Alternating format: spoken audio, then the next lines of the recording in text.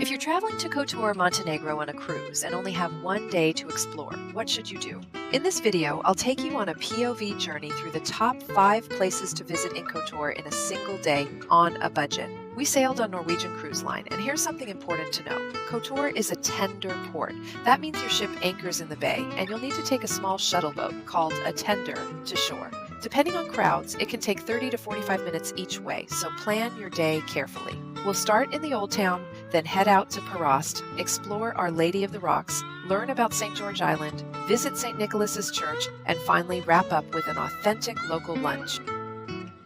Once you step off the tender, you're practically at the gates of Old Town Kotor. Unlike many ports where you need transport, here you just walk right in. And the best part? It's free to enter. The town is wrapped in dramatic Venetian walls that climb into the hillside. The cobblestone streets wind into little alleys and open into sunny squares. The air is filled with the sounds of cafe chatter, church bells, and street musicians. Don't miss St. Trifon's Cathedral, built in 1166 and still standing after centuries of earthquakes and repairs. Its relics and frescoes tell Kotor's story as a religious and trading hub. Entry fee is currently €4 per person. Another free highlight? Just wandering. Every corner has something: a Romanesque church, a rustic stone doorway with flowers, or a boutique shop. But keep an eye on the clock. Kotor can be crowded, especially if more than one cruise ship is in port. Tip: start early to enjoy the town before it fills with visitors. After soaking in Kotor, we hopped on the bus to Parast, about 20 minutes away. Tickets cost only €1 to €2 each way, making this one of the most budget-friendly ways to explore beyond the Old Town. The drive itself feels like a sightseeing tour. The road hugs the curve of the Bay of Kotor with turquoise waters on one side and mountains rising on the other. You'll pass stone cottages, family gardens, and small fishing boats tied up along the shore. Along the way, look for floating barrels in the water. That's a mussel farm. Families have been cultivating mussels and oysters here for generations, and many of the restaurants serve them fresh, pulled straight from these waters. If you love seafood, make time later for mussels and garlic and white wine. Simple, delicious, and usually less expensive than seafood back home. Every turn offers a postcard view. The Bay of Kotor is often called a fjord, but it's actually a submerged river canyon, one of the most dramatic landscapes in the Adriatic. The highlight of Parast is the boat trip to Our Lady of the Rocks. For about €5 round trip, you'll hop into a small boat and head out across the sparkling water. On the way, you'll pass another island, Sveti Dorje, or St. George Island. Locals call it the Islet of the Dead. Unlike Our Lady of the Rocks, this island is natural, not man-made. It has a 7th century Benedictine monastery with red-roofed stone buildings, and it's surrounded by tall, dark cypress trees.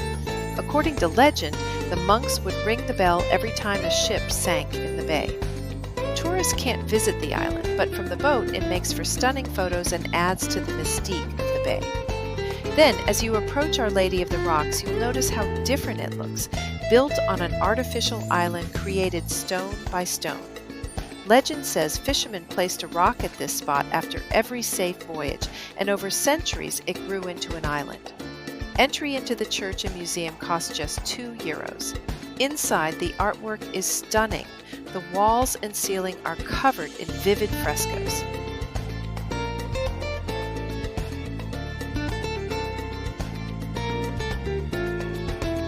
There's also a famous embroidered icon made by a sailor's wife while she waited decades for his return. Upstairs, the museum holds artifacts, ship models, and relics donated by sailors over hundreds of years. Shoulders and knees must be covered to enter the church, so pack a scarf or light cover-up. Back on land in Parast, another highlight is St. Nicholas's Church, and it's free to enter.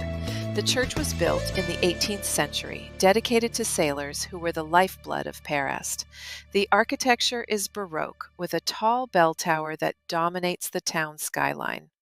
That tower was meant to be even taller. Plans for a massive belfry were cut short by funding, but even unfinished, it remains one of the most striking features in the Bay of Kotor. Inside, you'll find frescoes and religious icons, but the atmosphere is what makes it memorable. It feels quiet, reverent, and deeply tied to the town's maritime past. Local sailors once prayed here before embarking on dangerous voyages across the Adriatic and beyond. If you step outside, climb the steps to the bell tower landing, sometimes open for a small fee. The view from there is incredible. You'll see the bay, the two islands, and the mountains surrounding Perast. Today, the church also serves as a venue for concerts and cultural events. Imagine sitting inside, listening to live music echo through centuries-old stone walls.